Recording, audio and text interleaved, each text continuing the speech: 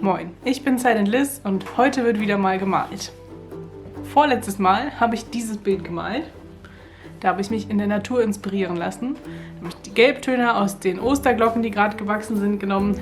Das Grün aus den frischen Birkenblättern, die auch gerade am Wachsen sind. Und das Blau, das kommt vom Morgen. Wenn man morgens so rausgeht, ist noch frostig. Das war meine Inspiration für dieses Bild. Dann ist mir aufgefallen, dass wenn man sich so einen Standardfarbkreis anguckt, ja, hier, wenn man sich so einen Standardfarbkreis anguckt, dass ich quasi von Gelb bis Dunkelblau genau diese Hälfte vom Farbkreis abgedeckt habe.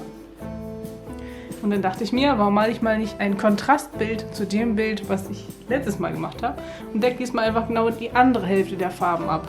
Also quasi schon von Violett über Rot und Orange, so. Diese Hälfte. Das war mein Plan. Und so sieht das Ganze dann aus.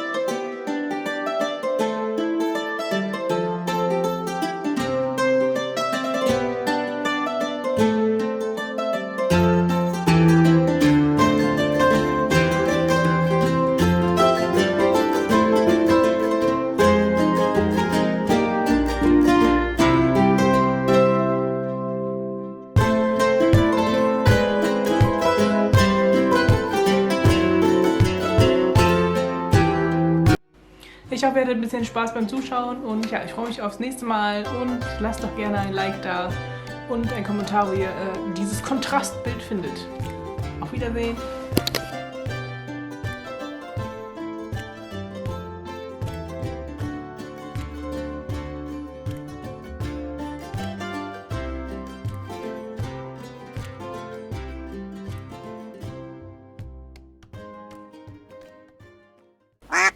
Letztes Mal habe ich ja vorletztes Mal. Letztes Mal habe ich ja, ach, das gibt's doch nicht, des Farbkreises abgedeckt habe.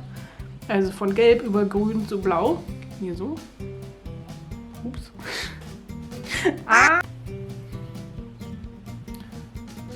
Moin, ich bin Silent Liz und heute wird wieder Ich hoffe, ihr habt ein bisschen blablabla. Ich hoffe, ihr hattet ein bisschen Spaß beim Zuschauen.